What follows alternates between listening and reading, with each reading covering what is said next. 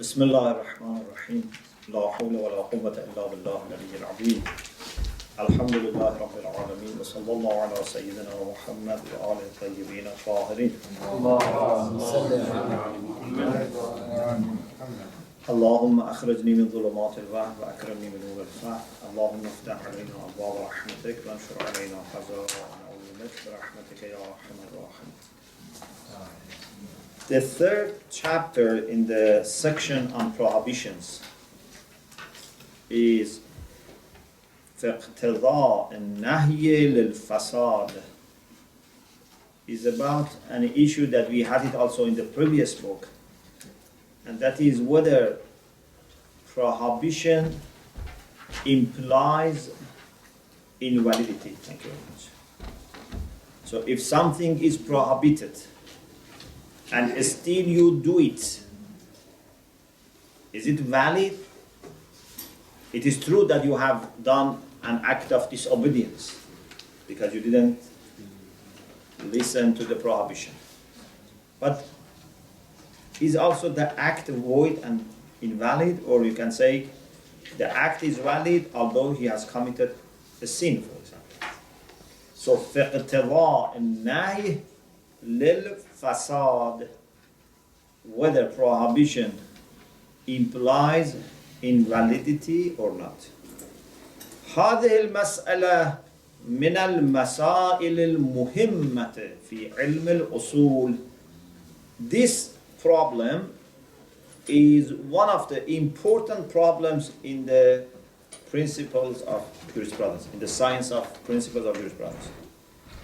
التي يترتب عليها استنباط مسائل فقهية كثيرة, on which inference of many legal issues, many jurisprudential issues rely.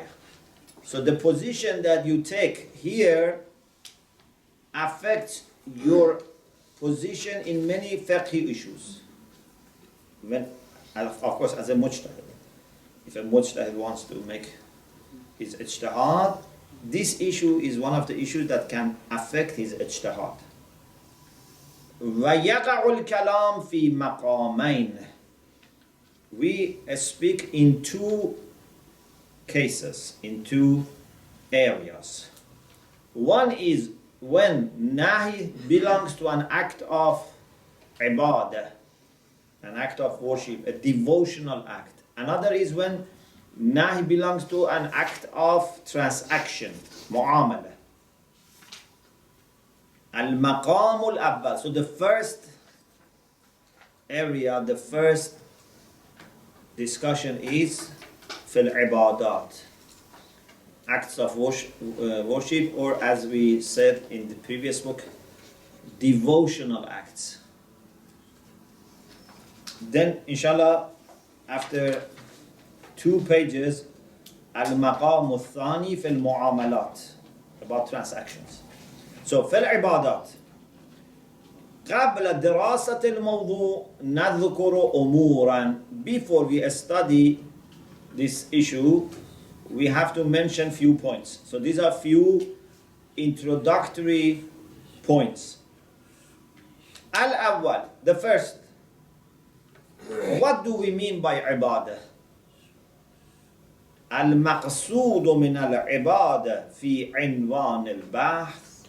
What we mean by ibadah in the title of this discussion, we say fil ibadat, is something that without having intention of getting near to Allah, you are not able to perform it. Okay? If you do the action physically, but you don't have the intention of taking, seeking nearness to God, the action is not valid. Al-maqsood min al-ibadat fi inwan al-bahth. What is meant by ibadah in the title of this discussion is ما لا يسقط أمرها على فرض تعلقه بها إلا إذا أتي بها على وجه قربي. Something that its command would not drop if the command belongs to in this ibadah. Okay? If it is commanded, that command would not drop, it still remains unless you do it with the niyyah of qurbah. If you don't do it with the niyyah of qurbah, it's not enough. For example, if you fast all day, do not eat, do not drink, you observe all the things that you have to observe, just you don't have the intention of qurbah, still the command is there. If you say your prayer without intention of qurbah, still it's there. It's not like washing your dress which is najis or washing your body which is najis. That even without qurbah, the command is implemented and drops. So we mean by ibadah ma la yasqutu amruha ala fard ta'alluqihi biha, means ala fard ta'alluq al-am bi hadhihi al-ibadah. If you assume on the assumption that command has belonged to this ibadah, that command would not drop illa idha utiya, unless you bring this ibadah ala wajhin qurbi, means with the intention of getting closer to Allah.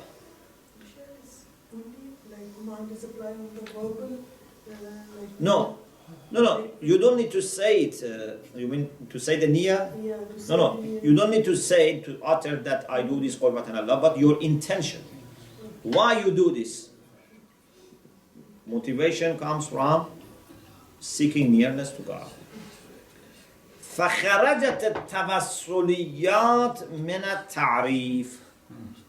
So all those wajibat which are tawassuli. You remember we said wajib is either ibadi or tawassul. Tawassuli means you just need to do it. Even if when a person is sleeping, when a machine does it, it's enough.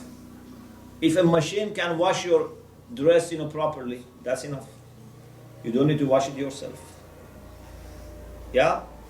But for ibadat, you have to do it yourself and you should have the niyyah of qurbah. فخرجت التوسليات من التعريف.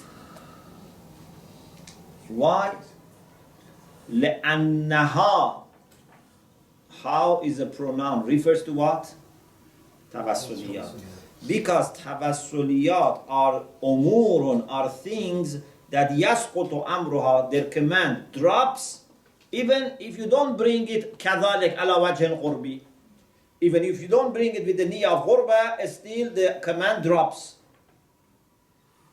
Okay? What do you mean the command drops? Means you have no further duty. It's not that still it's asking you to do something. If you wash your dress without niyyah of qurbah, okay, you don't have the command of wash your dress. But if you fast without qurbah, the command is still there. So if there is time, you have to do it. If there is no time, you have to do qaza. Say your prayer. If you don't do it with niyyah, even if you do tens of rak'ah without niyyah, the command is still there. You have to do your salat, and if the time is over, you have to do qaza. The command has not dropped. Means still is effective and still is obligatory and binding. Yes. If you want to do all your actions qurbatan lillah, That's whether right. it's washing the clothes or doing your work qurbatan lillah, would that be acceptable? Then you get reward for them. Yeah, you can make all your actions with the qurbah. Then everything becomes ibadah. That's right. But the thing is that for those things which were tawassuliyat, this was not a condition. So even if you don't have qurbah, then still it's valid. The second introductory point, we said we mentioned few introductory points. Yes? The second, قد عرفت أن المراد من الصحة في العبادات هو كون المأتي به مطابقا للمأمور به. When we say an ibadah is valid, what do you mean by validity?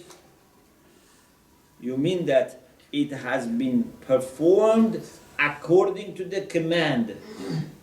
And the result is that the command is no longer binding. So you don't need to repeat or to do qadha, because you have implemented the command. So, al-murad min as-sihha fil ibadat. What is meant by sihha, validity, in acts of worship is kawnul ma'tiyya bih, is that what has been brought, what has been done, what has been performed corresponds to what has been commanded. So what you did and what you were asked to do match. Ma'mur bih is commanded. Yes. What you are commanded is ma'mur bih. What you have done is ma'tiyya bih. So if ma'tiyya bih and ma'mur bih match, then it's valid. And therefore, you don't need to repeat. Or you can divide it in this way. So there are two definitions here. One is to say, كون المعتية به مطابقا للمأمور به. The second definition is to say, الصحة is ما يسقط الإعادة والقضاء. When something is valid, it means that you don't need to repeat if there is time, and you don't need to do qadha if time is over. So validity means basically the command has been obeyed and taken into consideration. Al-Thalis, the third introductory point. Prohibition has different types. According to one definition, it can be tahrimi and it can be tanzihi. This is one definition. Another definition, division. According to one division or classification, according to one classification is either tahrimi or tanzihi. Tahrimi comes from hurma, it's haram. Tanzihi means disliked, it's karaha, it's not hurma. It's better you keep away from it, but even if you do it, okay? So tahrim and tanzih. This is one classification. Another classification is Mawlavi wa Irshadi. Either the prohibition is said as a master to whom you have, responsibility of obedience. He has the power of being obeyed. Irshadi is like advice. When a doctor tells you what to eat, what not to eat, this is irshad, it's advice. Sometimes maybe Allah subhanahu wa ta'ala, sometimes maybe, for example, the Prophet says something as irshad. For example, says, don't eat this food. But if you eat, you are not going to be punished for it. You have just lost a maslaha, an interest. Okay, so there are two classifications. One is to divide prohibition into hurma and karaha. Okay? The other is to divide it to mawlavi and irshadi. Now let's discuss all of them. First, if there is at-tahrimi al-mawlavi, it's prohibition, and it is also mentioned as a requirement that master wants from his servant. So, Ayatollah Subhani says, if such prohibition, which is categorical, which is decisive, belongs to ibadah, nafs al-ibadah, to the action itself, the very act of worship or devotion has become prohibited. And the prohibition is hurma, not karaha. فَلَا شَكَّ فِي اقْتِضَائِهِ لِلْفَسَادِ. There is no doubt that it would imply invalidity. For example, there is a hadith that Rasulullah sallallahu alaihi wasallam prohibited fasting of few days. Two of them that we discuss about here is fasting on the day of Eid al-Fitr and fasting on the day of Eid al-Adha. These two fastings are prohibited. The fasting is prohibited. So if someone does fast on the Eid al-Fitr or Eid al-Adha, the fasting is invalid. Yeah? You know what he said? Someone said, I have committed all the sins except two. I never fasted on the day of Eid al-Fitr. I never fasted on the Eid al-Adha.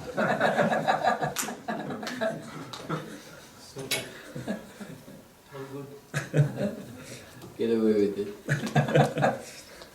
So these are some sins that no one does. Yeah? لأن الصحة بمعنى مطابقة المأتي به للمأمور به. Because as we just said in the second point, we just said the first definition of صحة is what? What has been brought and what has been commanded match. الصحة بمعنى مطابقة المأتي به للمأمور به. What has been brought corresponds or matches what has been commanded. ومع تعلق النهي بنفس العبادة. And when prohibition belongs to the same act of worship, then it cannot be also something to which command belongs. Such fasting, for example, on the day of Eid has no command. There is no ma'mur bih here.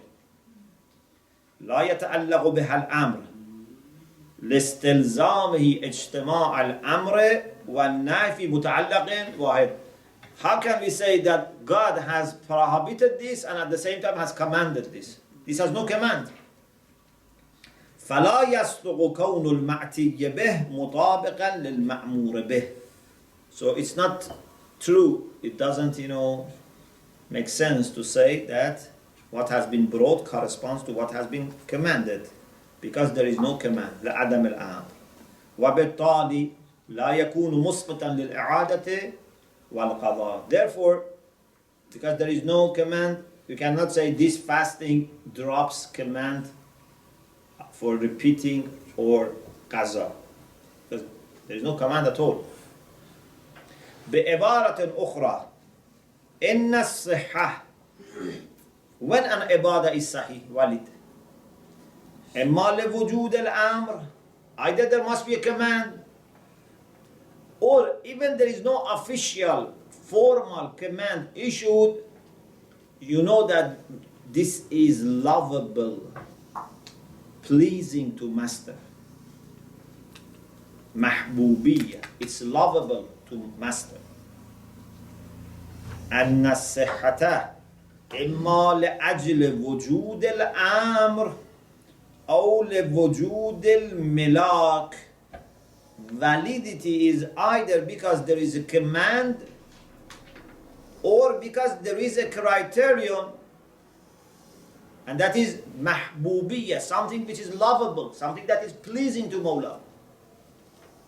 Both of them do not exist here. You don't have any command for fasting on the day of Eid al-Fitr or Adha, and you cannot say, because Mawla loves fasting anyway, so this is lovable. No, it's not that Mawla loves fasting anyway. So why there is no command? لامتناع اجتماع الأمر والنهي في شيء واحد تحت عنوان واحد. Because it's possible to have both command and prohibition belonging to the same thing from the same aspect. Why there is no mahbubiyya? It's not loved. Because when something is prohibited, it shows that not only it is not loved, indeed it is disliked. God doesn't love this fasting. Indeed, God dislikes fasting on the day of Eid. Okay? Why do you think fasting on the day of Eid is prohibited? This one Quranic verse where Jesus asked for the Ma'idah. The Ma'idah. Not any Eid, just these two Eids, because on other Eids might be even mustahab. Only these two Eids, Eid al-Fitr and Eid al-Adha. I think because the atmosphere is celebrating, maybe. So you other should- Eids also celebrate. Mm. Also other Eids. Look at the Eid al-Adir, for example. I think for Eid, Eid al-Fitr, because so many things were forbidden for 30 days, and this is like permission, and same for Eid al-Adha as well, because on Eid al-Adha most of the Hujjaj, they are in ihram and they take the ihram off, so that's why they're coming and out from certain things, so that's why it's a kind of celebration. yeah. Of course, Allah subhanahu wa ta'ala knows, but there might be different reasons. One is that because both Eid al-Fitr and Eid al-Adha come after some struggle and going through lots of difficulties. So Allah subhanahu wa ta'ala wants to make sure that His servants in this, Eid don't, undertake too much pressure on themselves. Kind of reward. But it's Kind of reward. Like, it's reward and a kind of, release. Because if it was mustahab, they might have still, done it. So he says, don't do it. And maybe another also reason is that you should never do things as a habit, in the sense that you get used to do it. For example, we fasted 30 days, let's carry on. No. Allah sometimes says you must do it, sometimes says you must not do it. There are people, because they have been used to fasting, even when they are ill and fasting harms them, or when they are musafir, religiously musafir, still they say, we want to fast. Why you want to fast?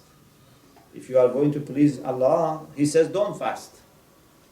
So it's very important not to do things as a habit. You do things as a taklif, as an obligation, just to please Allah.